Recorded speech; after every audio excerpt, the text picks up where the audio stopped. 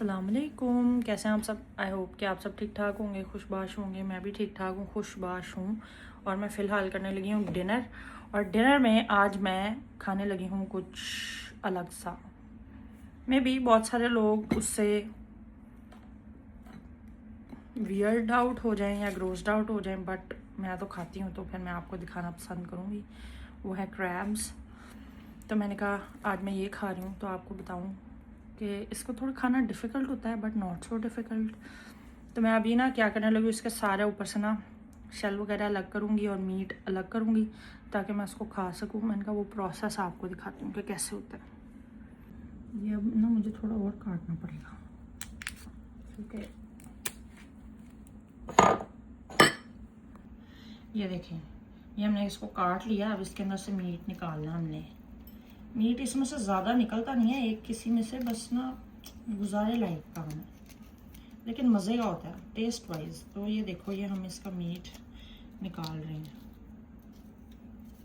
वैसे तो मतलब अगर सिर्फ ये खाना हो ना तो और तरीका है खाने का, लेकिन मुझे अभी कुछ और तरीके से खाना है, इसलिए मैं इसका ना मीट निकाल रही हूँ। ऑलमोस्ट मैंने खाली कर दिया, इसमें से अब और नहीं निकलेगा। यस, चलो। अब हमारे पास एक ये टांग भी है, इसको भी हमें किसी तरह से काटना है।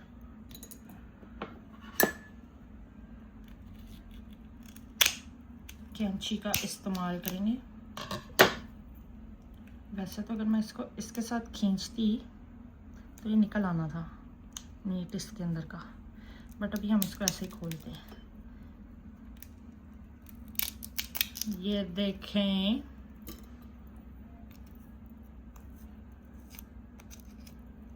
Wow, very yummy. अगर आप में से किसी ने खाया है तो बताएं कैसा लगा आपको। मुझे तो वैसे क्रैब्स पसंद है यार। ये इसकी दूसरी टांग हम बाद में खोलते हैं, पहले अभी हम इसको खोल के दिखाते हैं। आपने घबराना नहीं है, ग्रोस्ड आउट नहीं होना प्लीज। ये अब ना जो इसके, मैं एक चीज दिखाती हूँ आपको। ये चीज होती है ना, ये वाली चीजें भी लोग खा लेते हैं, बट मुझे इतना अच्छा नहीं लगता, इसलिए मैं ये नहीं खाती। अब हमने इसके ये सारे पार्ट्स उतार देने हैं, क्योंकि ये खाने वाले नहीं है। ये भी निकाल दूंगी मैं यहाँ से, ये सब खाने वाला नहीं है, ये वेस्ट है। अब इसको हम हाफ ऑफ करते हैं। ये भी निकाल दूँ मैं, ऑरेंजी पार्ट। अब इसके अंदर से भी हम सारा मीट निकालेंगे। इसके क्रेविसेस में मीट है। आहा, देखा, यहाँ सबसे ज़्यादा होता है। मैंने कल भी खाया था, लेकिन मैं आपको दिखाना भूल गई। Oh shit.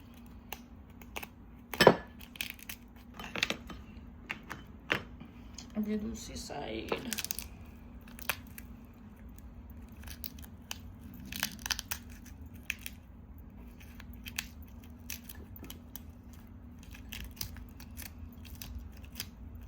चलें भाई, ये निकाल लिया ना हमने जो सारा। अब इसको हमने खाना कैसे वो आपको बताती हूँ।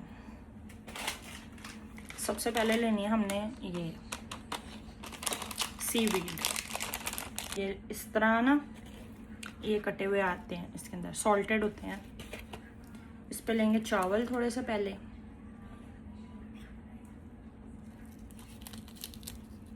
आहा, ये देखें चावल। और फिर लेंगे थोड़े से क्रैब, थोड़े से नहीं, ज़्यादा सारे ही लेंगे। ये क्रैब भी इस पर डाल दिया मैंने। और अब इसको हम खाएंगे पान की तरह।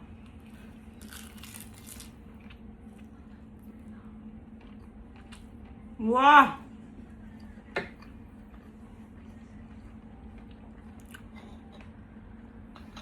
वैसे मैं ये बॉइल्ड राइस जो है खाली इसके साथ भी खाऊं तो मुझे मज़ा आता है।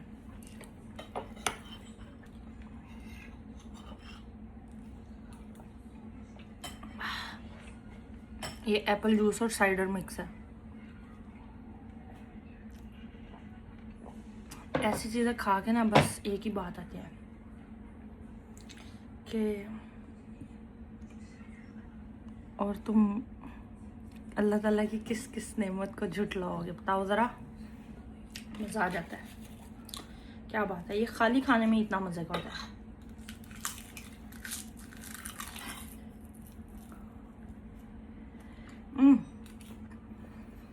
बास चीज़ें देखने में अजीब ज़रूर लगती हैं, बट जब तक आप उनको टेस्ट नहीं करते ना तब तक आपको पता नहीं चलता कि वो कितनी टेस्टी होती हैं।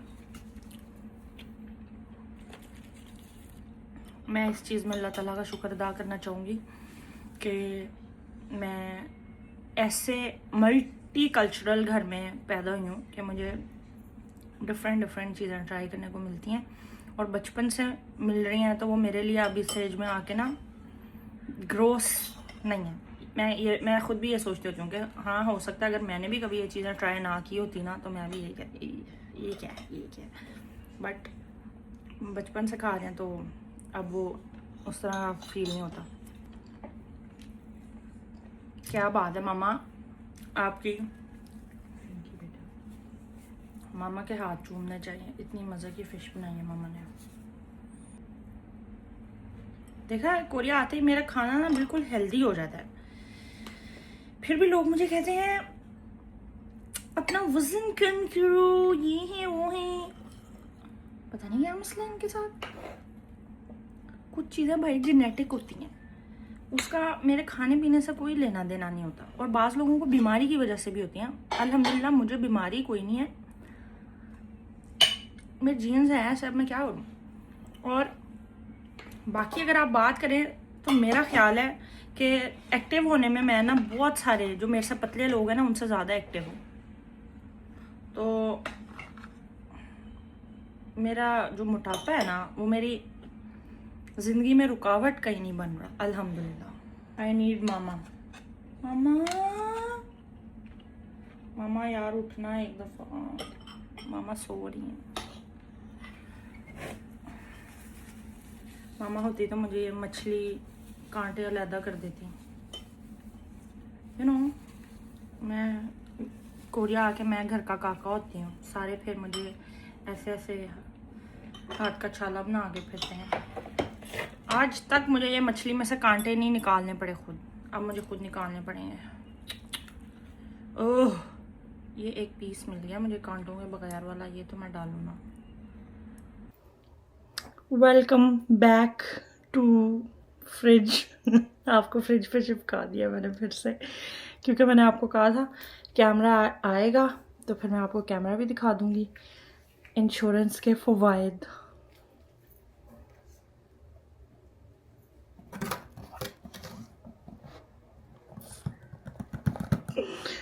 अभी रिसीव हुआ है, बट मैंने ख़रीदा था क्रिएटर कॉम्बो, ठीक है, उसमें सारी एक्सेसरीज़ के साथ आता है एक्स्ट्रा, जो कोई आपको थोड़ी ना जनरल यूज़ की एक्सेसरीज़ उसके साथ आता है। तो उसका बॉक्स ज़रा बड़ा था, ठीक है, लेकिन ये उन्होंने अभी मुझे भेजा है सिर्फ और सिर्फ कैमरा। अंडरस्टैंडेबल, क्योंकि बाकी चीज़ें मेरे पास हैं, मेरा नहीं ख्याल था उसकी ज़रूरत थी, तो कैमरा ही एक्सचेंज करने की बात हुई थी, तो कैमरा आया है, खोल के देखते हैं। लेकिन मैं ये देखने के लिए इंटरेस्टेड हूँ कि ये क्या उन्होंने मुझे बिल्कुल नया भेजा है या रिपेयर करके भेजा है या क्या। ओह, लग तो नया रहा है।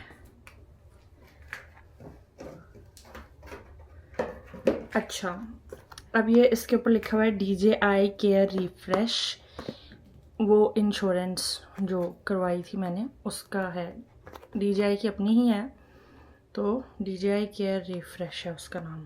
खैर, अभी हम इसको खोलते हैं। आप सोच रहे होंगे कि जब ये न्यू आ ही जाना था तो मैंने नया कैमरा क्यों लिया है। नया कैमरा जब लॉन्च हुआ था मैंने तभी सोचा था कि मैं अपना कैमरा अपग्रेड करूँगी, रिगार्डलेस ऑफ ये नया आएगा या नहीं आएगा। तो इसमें से भी वैसी ही खुशबू आ रही है जो मैंने बताया था लास्ट टाइम भी, कि इनमें DJI के प्रोडक्ट्स में से ना एक स्पेसिफिक खुशबू आती है। और मैं एक्साइटेड हूँ देखने के लिए कि इसके में क्या होगा, सिर्फ कैमरा या कुछ और भी। आई गेस सिर्फ कैमरा है।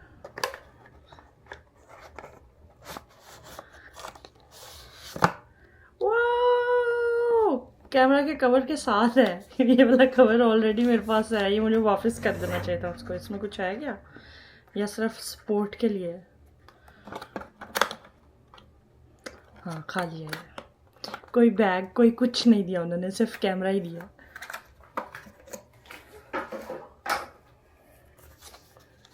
और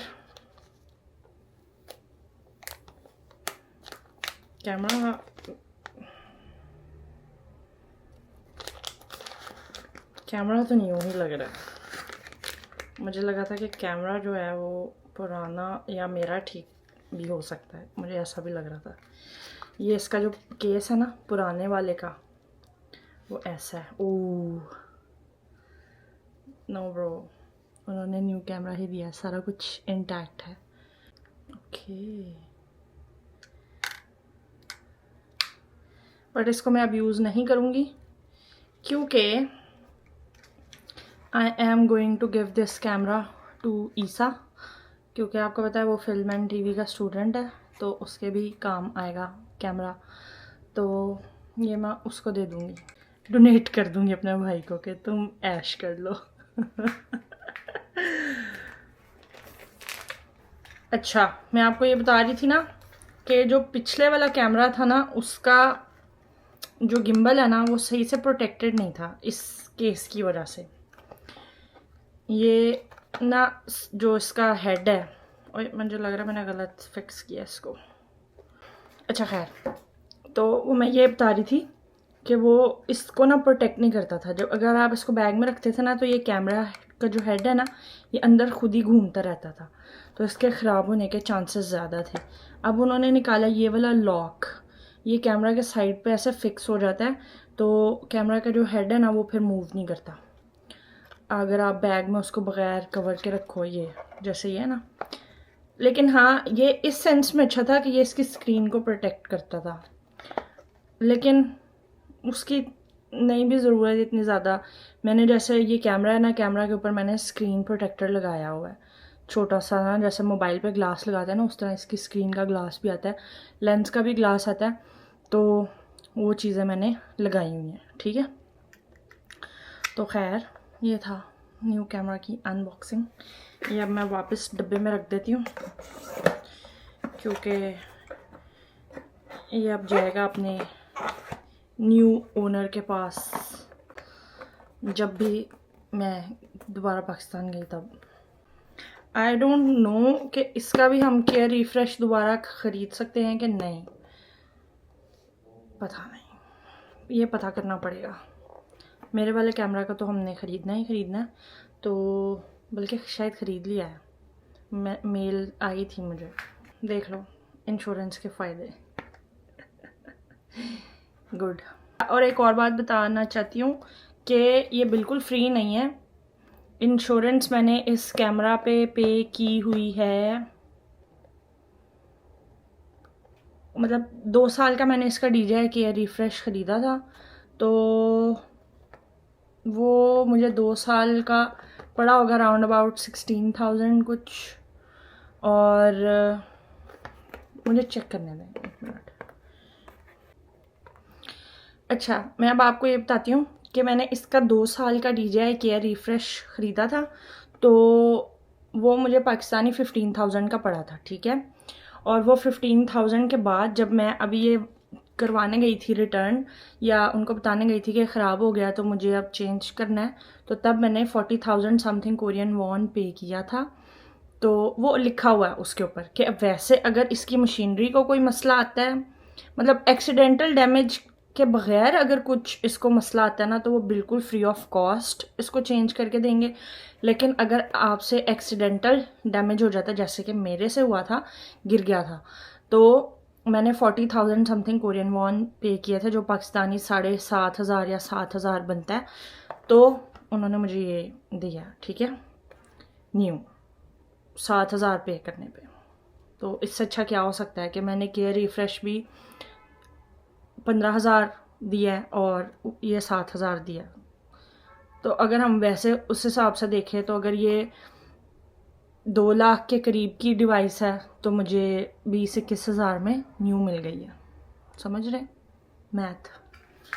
तो इस वजह से फ़ायदेमंद है। अगर आप भी ख़रीदें इस तरह की कोई भी चीज़ तो उसका इंश्योरेंस करवा लिया करें, या जो भी उसके इस तरह के ऑप्शन होते हैं ना उनको अवेल लाजमी किया करें, क्योंकि आपको नहीं पता कभी भी ज़रूरत पड़ सकती है। तो और इसकी जो 1 साल की इंश्योरेंस है वो भी 40,000 समथिंग कुछ है, तो वो इतनी ज़्यादा नहीं है कैमरा की प्राइस के हिसाब से। तो अगर कोई नुकसान हो जाता है तो फ़ायदा है ना कि आप उसको चेंज करवा सकते हो, न्यू मिल जाएगी आपको, या बिल्कुल न्यू डिवाइस उन्होंने मुझे दी है। तो आई होप कि आपको मेरी आज की वीडियो अच्छी लगी होगी। अगर आपको मेरी आज की वीडियो अच्छी लगी तो मेरी वीडियो को लाइक कर दें, मेरी वीडियो को शेयर कर दें, मेरे चैनल को सब्सक्राइब कर दें और अपना बहुत सारा ख्याल रखें। इंशाल्लाह कल आपसे मुलाकात होगी। अल्लाह हाफ़िज़।